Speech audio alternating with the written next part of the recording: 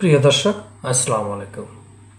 প্রিয় দর্শক, আজকে আলোচনার বিষয় বাংলা বর্ণের ইংরেজি প্রতিবর্ণীকরণের ক্ষেত্রে আমরা জানি কতে কে, আবার খতে কে এইচ লেখা হয়, গতে জি, ঘতে জি এইচ লেখা হয়, চতে সি এইচ, ছতে সি এইচ এইচ লেখা হয়, জিতে জে আর ঝিতে জে এইচ লেখা হয়, দতে ডি, ধতে ডিএইচ লেখা হয়, ভতে বি, ভতে বি এইচ লেখা হয়।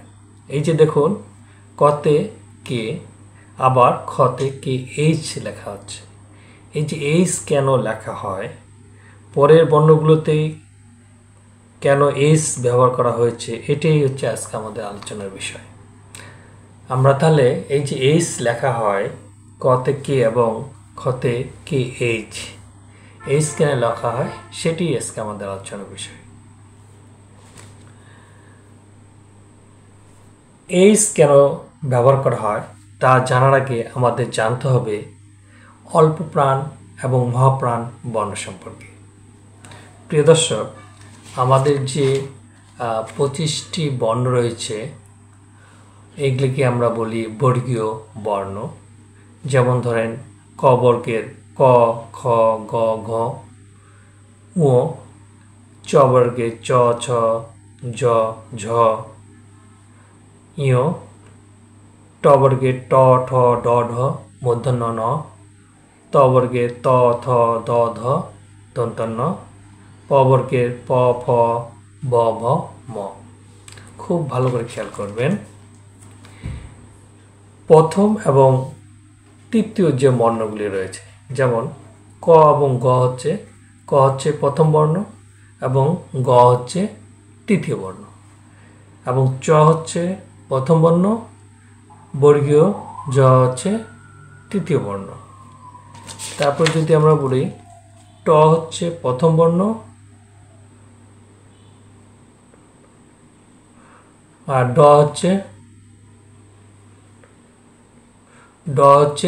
তৃতীয় বর্ণ, ত হচ্ছে প্রথম বর্ণ আর দ হচ্ছে তৃতীয় বর্ণ, প হচ্ছে প্রথম বর্ণ আর ব হচ্ছে তৃতীয় বর্ণ।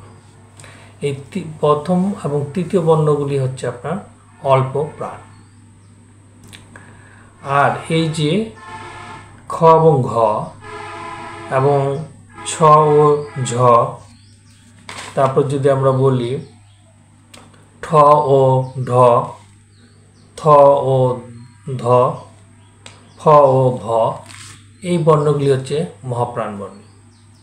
তো অল্প প্রাণ বর্ণগুলো যেমন ধরেন কতে কে, আবার মহাপ্রাণ বর্ণ খ, এখানে আসে ক এর সাথে এইচ যোগ করে খ আমরা ইংরেজিতে প্রতিবর্ণীকরণ করে থাকি। অনুরূপভাবে গতে জিতে গ আর ঘতে গিয়ে জি এইচ দেওয়া হচ্ছে। তার মানে ঘর যে কয়ের মতো করে আলাদা কোনো বর্ণ তা কিন্তু নেই। এই মহাপ্রাণ সবগুলোর সাথে কি আছে, এইচ আছে, এবং সে কি করছে, তার আগের যে অল্পপ্রাণ বর্ণটি রয়েছে সে অল্পপ্রাণ বর্ণের যে ইংরেজি প্রতিবর্ণীকরণ বর্ণটি রয়েছে সেটির সাথে এইচ যোগ করে এই মহাপ্রাণ ধ্বনিগুলোর উচ্চারণ প্রতিবর্ণীকরণ করা হয়েছে ইংরেজিতে। ঠিক আছে, যখন আমরা বাংলা বর্ণ ইংরেজিতে প্রতিবর্ণ করবেন সেক্ষেত্রে আপনাকে এইচ ব্যবহার করতে হবে। সেই এইচটা কার সাথে ব্যবহার করবেন আপনি, সেটা হচ্ছে যে সেই বর্ণের যে অল্পপ্রাণ, যেমন ক্ষয়ের অল্পপ্রাণ কি ক, তাহলে কয়ের যে ইংরেজি প্রতিবর্ণীকরণ আছে কে, এর সাথে এইচ যোগ করে কয়ের যে মহাপ্রাণ আছে খ, তার হচ্ছে ইংরেজি প্রতিবর্ণীকরণ করতে হয়। অনুরূপভাবে যদি গ আমরা ধরি, গয়ের হচ্ছে যে জি, তাহলে এই ঘ যখন আপনি করবেন তাহলে গয়ের যে প্রতিবর্ণীকরণ আছে জি, এর সাথে এই যোগ করে ঘয়ের হচ্ছে ইংরেজি প্রতিবর্ণ করা হয়েছে। অনুরূপভাবে বাকিগুলো। তাহলে প্রিয় দর্শক, আমরা আশা করি আপনি বুঝতে পেরেছেন যে কেন হচ্ছে যে খ, ঘ, ছ, ঝ, দ, ভ এই সমস্ত বর্ণর ইংরেজি প্রতিবর্ণীকরণ করার ক্ষেত্রে এইচ ব্যবহার করা হয়। তাহলে আশা করি প্রিয় দর্শক বিষয়টি বুঝতে পারছেন। ভালো থাকবেন।